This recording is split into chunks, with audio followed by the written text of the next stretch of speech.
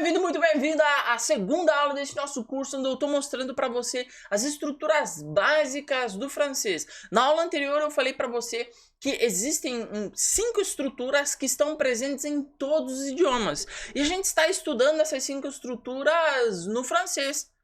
Na aula anterior a gente viu 2 delas, o sujeito e o verbo. E nessa aula daqui a gente vai ver mais uma estrutura bem fundamental para você entender como é que funciona o francês. E depois, se você quiser pegar outro idioma, você vai poder contrastar como é que funciona o francês com aquele outro idioma. Porque essas estruturas que eu estou te ensinando estão presentes em todos os idiomas. E antes de começar essa aula daqui, eu queria dar um aviso, que é o seguinte: você deve ter entendido que eu estou dando para você um conjunto de ferramentas que, uma vez que você aprendeu quais são essas 5 estruturas que estão presentes em todos os idiomas, quando você pega o próximo idioma que você quer estudar, basta você fazer um contraste. Isso eu espero que você tenha entendido. Agora, nessa aula daqui, a gente vai falar sobre algumas estruturas que pode parecer, na verdade, uma aula de gramática. Mas eu quero que você entenda que o meu intuito aqui não é passar para você uma aula de gramática. Eu nem sou professor de gramática e muito menos linguista. O que eu quero fazer aqui é mostrar para você que o mundo à sua volta, ele somente está representado no idioma. E na verdade, o que a gramática, ou pelo menos essas estruturas, tentam fazer é mapear ou representar o mundo que está presente à sua volta de uma maneira mais organizada. E essas estruturas, essas 5 estruturas que eu chamo de estruturas universais, estão presentes em todos os idiomas. Por quê? Porque elas estão presentes em todas as partes do mundo. Seja lá na França, na Arábia Saudita, Brasil, Inglaterra ou Austrália, essas estruturas estão presentes na realidade. E é por isso que todas elas se encontram em todos os idiomas, até mesmo idiomas asiáticos que são bem distantes, ou até mesmo idiomas mais próximos, como até mesmo é o caso do francês ou espanhol. Você encontra sempre essas estruturas. Então, a gente vai falar sobre a terceira estrutura que eu quero que você entenda nesta aula daqui, tá bom? As estruturas, as outras 2 estruturas ficaram nas outras aulas, mas a gente sempre vai voltar, a gente vai ter mais aulas sobre elas e vamos fazer juntos alguns exercícios, tá bom? Então, vamos passar para a parte prática aí, que eu quero te mostrar a frase que a gente vai pegar hoje. Deixa eu só subir isso aqui um pouquinho e vou colocar aqui esse negócio um pouco maior. Isso, beleza. Assim acho que ficou bom. Então, eu vou passar tudo aqui para baixo. Tudo isso aqui para baixo para a gente trabalhar só com essa parte de estrutura básica do francês. A frase de hoje é J'écris une lettre à Jean, né? J'écris une lettre à Jean. Basicamente, vamos entender o que significa essa frase. Se a gente entendeu o que significa j'écris une lettre na aula anterior, não vamos estender nisso, porque j'écris une lettre basicamente significa a mesma coisa que a gente viu na aula anterior, que é a mesma frase. Eu escrevo uma carta, né? Eu escrevi uma carta, na verdade, né? Eu escrevi uma carta, né? Eu escrevo uma carta que está no presente, tá? Então, agora, um elemento novo que apareceu aí é o agent, né? Para agent. O a sendo uma palavrinha aqui que vai indicar para quem que a gente escreveu essa carta aqui. Deixa eu até colocar a mesma palavrinha aqui para você entender que é a mesma coisa. Então, quando a gente diz em português, eu escrevo uma carta para João, a gente diria em francês, j'écris une lettre. Eu escrevo uma carta a Jean. A gente usaria essa palavrinha aí para dizer para quem a gente está escrevendo essa carta. E aqui eu quero que você faça atenção, né? Como diziam os franceses, que você preste muita atenção numa estrutura muito importante que a gente está descobrindo agora. Aquilo que se chama de objeto, tá? Então vou puxar essa parte do objeto aqui para cima para a gente entender um pouco mais o que significa o objeto, né? Quando a gente estudou, deixa eu aumentar um pouquinho isso aqui, que na minha concepção parece que está muito pequeno. Isso, assim acho que está melhor. Quando a gente estudou o sujeito na aula anterior, a gente viu que toda ação requer uma causa, né? Eu tava falando pra você, cara, se uma xícara parece quebrada, alguma coisa tem que ter quebrado aquela xícara. Não parece quebrada do nada. Então, essa alguma coisa que quebrou a xícara ou escreveu a carta é a causa. E a gente chama aquela causa de sujeito. Agora, toda ação produz um efeito, não é verdade? Por exemplo, quando a gente diz Pedro escreveu uma carta, então preste atenção, se toda ação tem uma causa, ela também tem um efeito. Vou empurrar o resto aqui para baixo para a gente ir um passinho de cada vez. Então, se toda ação tem uma causa e ela também produz um efeito, quando a gente diz Pedro escreveu uma carta. A gente está atribuindo a causa, ou seja, quem escreveu, a Pedro, né? Então, se a gente diz Pedro escreveu uma carta, a gente está atribuindo a causa, né? Quem foi a energia motora da escrita da carta? Pedro. Foi Pedro que escreveu. Então, se a gente descobriu quem foi o sujeito, quem praticou a ação de escrever, a gente tem o resultado da ação, né? O resultado da ação de escrever alguma coisa é aquilo que a gente chama de efeito. Se Pedro desempenhou uma ação, ele produziu um efeito, ele produziu um resultado. E a gente chama isso, nessa frase, de a carta, né? O resultado que Pedro, da escrita de Pedro foi uma carta. Então, Pedro escreveu uma carta, a causa da escrita é Pedro, Pedro foi a energia motora da escrita, e o resultado da escrita foi uma carta. Então, basicamente o que eu quero te mostrar com você nessa frase em português mesmo, é que o objeto é a coisa na qual recaem as ações que o sujeito faz no mundo. Se a gente tem que Pedro foi o sujeito que agiu no mundo, né? Foi a pessoazinha aí que agiu no mundo, foi a causa da escrita, né? Se Pedro escreveu, então, se Pedro, que é o sujeito, escreveu, que foi o nosso verbo, como a gente viu na aula anterior, o que é um verbo, que é basicamente uma ação, um estado, mas nesse caso estamos trabalhando só com ação, né? O verbo são todas as ações, basicamente. Se Pedro escreveu, ele escreveu alguma coisa, ou seja, se ele desempenhou alguma ação, é onde a ação do sujeito vai cair. Onde que caiu a ação de Pedro? Caiu na caneta e caiu no papel, né? Então, o resultado aí é a carta. Então, eu vejo como isso é lógico e não precisa de regra de gramática para você entender. Que se o sujeito é quem desempenha a ação, quando ele está desempenhando alguma ação, essa ação está recaindo sobre alguma coisa. É assim na vida real, né? Se você pega uma xícara, por exemplo, e coloca a xícara em cima da mesa, quem coloca a xícara na mesa? Você é a energia motora de colocar a xícara, então você é o sujeito, né? Se você está desempenhando a ação. E o que você está colocando, né? Onde está caindo a sua ação? A xícara. Você está colocando a xícara na mesa. Então, se você coloca algo em algum lugar, você está colocando a xícara, que é onde está recaindo a sua ação de colocar. Você está colocando ela na mesa. Se o Pedro escreveu uma carta, basicamente o Pedro é o sujeito, ele escreveu e a ação recai sobre onde está, né? Sobre onde ele está fazendo aquela ação. É no caso no papel e na caneta ali, que é a carta. Então, a gente chama onde cai essa ação de objeto. Por que eles chamam de objeto? Porque basicamente, se você olha a primeira coisa que a gente vê que recaem as nossas ações são objetos, são coisas da realidade, né? Então, por isso objeto. Quando a gente tem quando a gente tem, e aí eu vou te dar um exemplo aqui. Quando a gente tem um sujeito que faz determinada ação, geralmente esta ação vai recair sobre aquilo que a gente chama de objeto. E esta é a terceira estrutura da nossa realidade. Por que a estrutura da realidade? Aliás, mudou um pouco aí, você estava falando antes de estrutura universal. Mas eu também na introdução dessa aula eu falei o seguinte: essas estruturas são universais, estão em todos os idiomas. E eu te dei uma razão por isso logo no início dessa aula. Porque o mundo está presente em todos os lugares, não tem como fugir da realidade. E os idiomas só tentam mapear aquilo que a gente vê com os nossos olhos por aí, né? Então, se a gente tem algumas energias motoras que fazem as ações, que a gente chamou de sujeito, a gente também tem os efeitos dessas ações, que são os objetos. E é exatamente por isso que essas três estruturas, pessoas que agem no mundo e desempenham determinadas ações que recaem sobre os objetos, nada mais é do que você tentar mapear a realidade à tua volta. Por isso que a gente chama de sujeito quem é o sujeito da ação, ou seja, quem faz a ação. Verbo, a própria ação. E onde recai essa ação a gente chama de objeto. Então, vamos dar uma analisada nessas frasezinhas aqui. Primeiro de tudo, então, sempre devemos fazer como é que a gente vai identificar então o objeto? Para a gente identificar o objeto, você sempre deve fazer uma pergunta ao sujeito mais o verbo, tá? Sujeito mais verbo. Vamos chegar até lá em etapas, identificando um elementozinho de cada vez, tá bom? Então, primeiro de tudo, j'écris une lettre. Eu escrevo uma carta. Qui a écrit?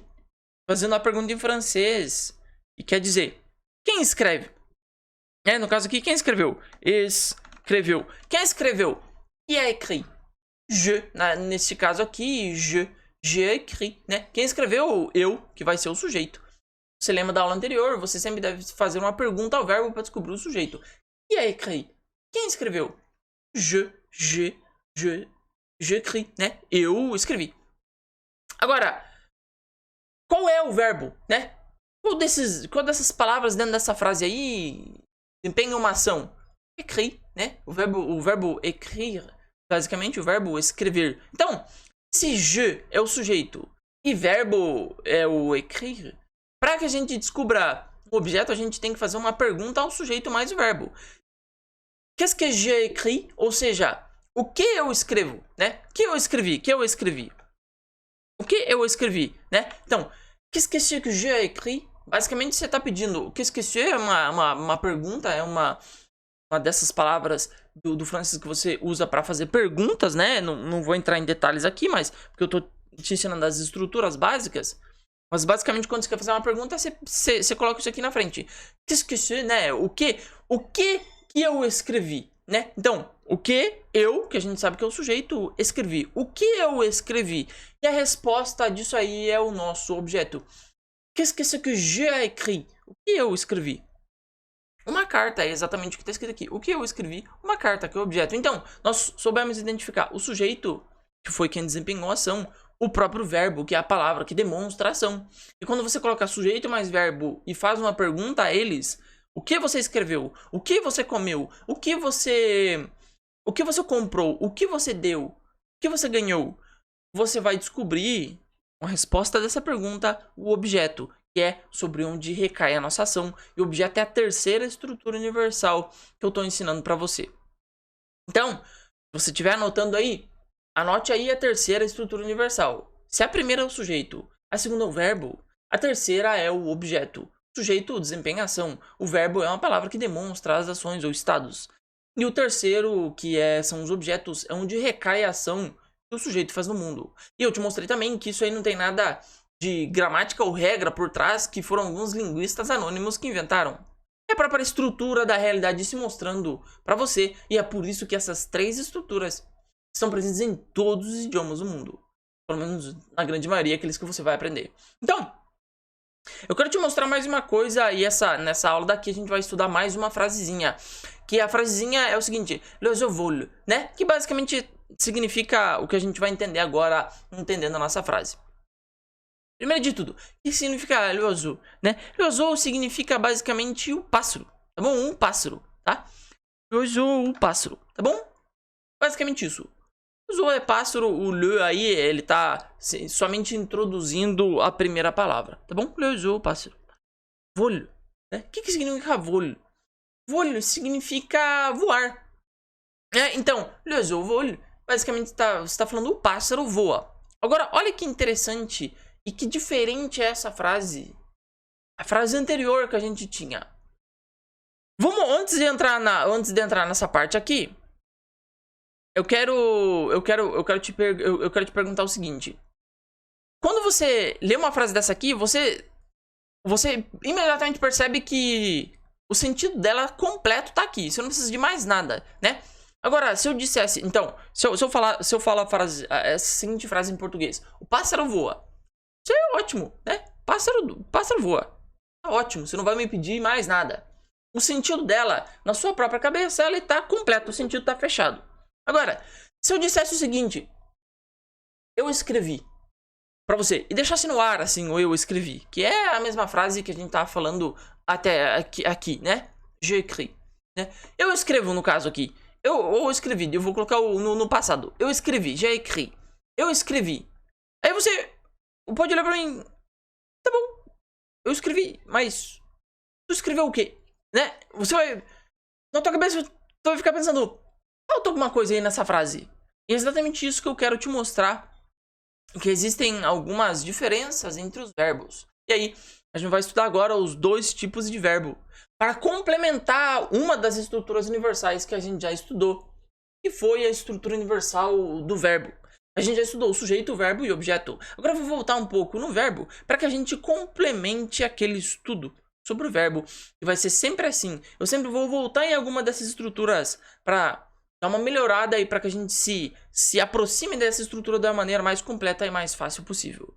Então, veja que esse segundo tipo de verbo, les vol, né, que no caso aqui é o voar, ele não produz nenhum efeito, como o efeito de escrever. Quando eu digo eu escrevo, você espera que eu fale o que eu escrevi, né? Ou seja, o efeito, aquilo que a gente estava chamando de objeto. Agora, les vol, basicamente, você não precisa de um efeito aqui. Você já tem a causa, que é o pássaro, e ele está voando. Você não precisa de mais nada. O sentido da frase tá completo. E é exatamente o porquê disso que eu quero analisar com você para a gente complementar uma das estruturas que a gente já viu, que no caso é o verbo.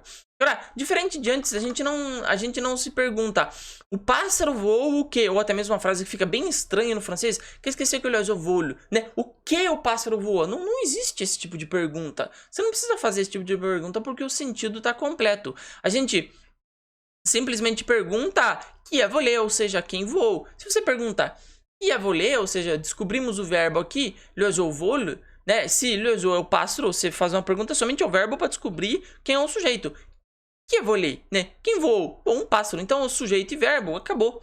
Você não precisa mais nada nessa frase aqui para complementar o seguinte. Isso significa o quê? Isso significa que há alguns verbos, tá bom? Isso aqui é bem importante. Há alguns verbos que não precisam de objeto. Ou seja, um complemento. Agora você entende que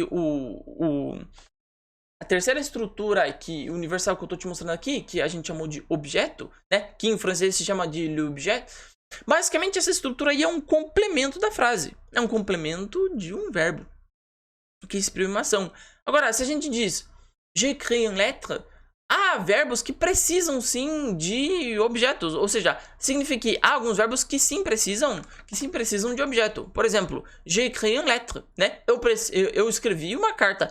Se eu falar para você j'écris, né? Eu escrevi, você pensa, pô, ou você escreveu o quê? Ou nesse caso, eu escrevo. Se eu chego e falo pra você, eu escrevo. Sim, você escreve o quê? Eu escrevo uma carta. Ele precisa sim de um complemento. Agora, há outros verbos que não precisam, isso que eu quero que fique claro, que há outros verbos que não precisam de objeto. Ou seja, não precisam de complemento. Por exemplo, les vol, né? Se o primeiro precisa de complemento, j'écris, você fica, cara, o que você escreveu? Você escreveu o quê? Aí você, na tua segunda resposta, você fala, une lettre, né? Escrevi uma carta. Agora, se você só fala pra uma pessoa, l'oiseau vole, ela não vai te perguntar o que ele voa, não. Simplesmente isso. O pássaro voa e fechou, o sentido tá perfeito, acabado e redondinho. Então, há alguns verbos que precisam daquele complemento, que a gente chamou de objeto. E alguns outros verbos que não precisam daquele complemento. E aí, esses verbos são verbos diferentes. Então, existem verbos que sim precisam de complementos e são chamados de verbos transitifs, né? No francês ele chama de verbe transitif. Quando o verbo sim precisa de complemento, que nesse caso aqui é o j'écris une lettre. Né? Por isso que quando você abre lá um dicionário, alguma coisa, é escrito verbo transitif, né? É um verbo que precisa, o transitif basicamente ele está dizendo assim, esse verbo, para que ele tenha o sentido completo, ele precisa de uma transição aí. Você precisa colocar alguma coisa do lado para dar sentido completo a ele, né? Ele precisa transitar para algum lugar. O que o dicionário está querendo te falar, umas palavras bem complicadas, é o seguinte. Ele precisa de um efeito. Uma palavra que demonstra o efeito. É o que na nossa realidade. Quando você fala, eu escrevo, você imediatamente espera que a pessoa responda. O que você escreveu? Exatamente isso que é transitar para um complemento. Transitar para o complemento do sentido. O verbo, que os franceses chamam de verbe transitif, não tem sentido completo em si mesmo, como no caso dos verbos que são intransitifs, que eles chamam de verbe transitif, né? Verbos intransitivos ou intransitivos. Esse aqui tá em inglês aqui. Verbo intransitif. Aqui, ó. Né? Os intransitivos, ele não precisa de nenhum complemento. Por que ele não precisa de nenhum complemento? Porque ele tem sentido perfeito, acabado, redondinho nele mesmo. Como o l'oiseau vole, né? Como nesse caso, o pássaro voa. Se eu digo o pássaro voa, o sentido está completo, fechado e acabado dentro da própria frase. Então, existem verbos que precisam transitar para uma outra palavra para que eles tenham um sentido completo. e existem verbos que não precisam transitar para outra palavra para que eles tenham um sentido completo. O primeiro verbo que precisa transitar para outra palavra para que ele tenha um sentido completo são chamados de verbo transitif. E esta outra palavra que ele precisa completar são chamados de objetos, que basicamente são complementos. Eles somente completam o sentido daquele verbo. E aí, os verbos que não precisam de transitar para nenhum lugar não precisam de objetos, porque eles têm o sentido perfeito e acabado nele mesmo, como no caso o pássaro voou, tá bom? Então essa foi a aula de hoje. Eu quero fazer um resumo maroto, estendendo a tela aqui antes de eu te passar essas tarefinhas, para que você, se você for anotar, você anote isso como um resuminho da aula. Pelo menos do que a gente viu até aqui. 1. Existem 5 estruturas universais que estão presentes em todos os idiomas. 2. Porque a realidade se compõe de todas elas. 3. Os idiomas só tentam mapear quais são essas estruturas. 4. A gente já viu algumas estruturas aqui. A gente já viu 3 dessas estruturas universais. A primeira é o sujeito, que é basicamente a pessoa que desempenha as ações no mundo. O segundo é o próprio verbo, que eu acabei de falar para você, que são as ações que a gente desempenha no mundo. E o terceiro são os efeitos dos verbos, né? São os efeitos das ações. Quando nós desempenhamos ações no mundo, essas ações recaem sobre algum lugar. E esses lugares onde as nossas ações recaem são chamadas de objetos. E agora eu também te falei que existem algumas ações ou existem alguns verbos que têm sentido completo, perfeito e acabado nele mesmo, não precisando de outra palavra, como por exemplo, o pássaro voa. O pássaro voa é um verbo, o vol, em francês. Le oiseau vole. É basicamente uma frase, é um verbo que ele tem sentido perfeito e acabado sem necessariamente precisar de um objeto, sem precisar de um complemento, algo que complete e complemente o sentido do verbo voar. Então, ele é um verbo que os franceses chamam de intransitif, que ele não precisa transitar para um complemento. E existem outros verbos que ainda fazem parte da nossa realidade, da estrutura universal, que são verbos que necessitam um complemento. Por exemplo, je écris. Eu escrevo, você fala, pô, mas você escreveu o quê? Ele precisa de outra palavrinha que lhe complete o sentido. E essa outra palavrinha, a gente estudou aqui, que nada mais, nada menos são do que os objetos. Aquilo que completa o sentido do verbo, quando o verbo não tem sentido completo em si mesmo, como é o caso dos verbos intransitivos, ou no francês, verbe intransitif. Tá bom? Então, essa foi a aula de hoje. Eu quero te passar algumas tarefinhas aí, para que você consiga completar bem elas aí e fixar quais são essas estruturas universais, que é, tenta identificar o sujeito e os verbos aqui, nessas frases aqui, tá bom? Separei mais 5 frases aqui, deixa eu ver, 1, 2, 3, 4, 5, 6, 6 frases, tá? E se você conseguir, diga se o verbo é transitif ou intransitif, tá bom? Isso no francês aqui, somente recorra à tradução se realmente for necessário para você entender a frase, tá? Lembre-se sempre que intransitif significa que não transita para lugar nenhum. O verbo tem o total sentido dentro dele mesmo. Verbo transitif significa preciso de um complemento, preciso de um objeto. É basicamente a mesma coisa que complemento. Se o verbo não tem sentido completo nele mesmo, ele precisa de uma muleta, ele precisa de um objeto, ele precisa de um complemento. E aí você identifica quais são os verbos que precisam ou não de complemento nessas frases aí, tá bom? A gente se vê na próxima aula. Espero que você tenha gostado dessa aula aí, tenha feito suas anotações. Se você precisar de alguma ajuda aí, tiver qualquer dúvida, mandei nos comentários que eu vou ter o maior prazer em te ajudar, tá bom? Lembre-se sempre que, embora isso possa até parecer uma aula de gramática, eu tô fugindo das regras gramaticais. Eu tô tentando mostrar pra você que essas estruturas estão presentes, na verdade, no mundo. E não em livros de gramática. E a gente traz do mundo para dentro dos idiomas. E é exatamente por isso que todos os idiomas, pelo menos a maioria dos idiomas do mundo, tem essas 5 estruturas universais que você está aprendendo aqui. E uma vez que você aprender bem elas, basta fazer o contraste nos próximos idiomas que você vai aprender. Tá bom? Eu sou o Lívio, fico por aqui e a gente se vê na próxima aula.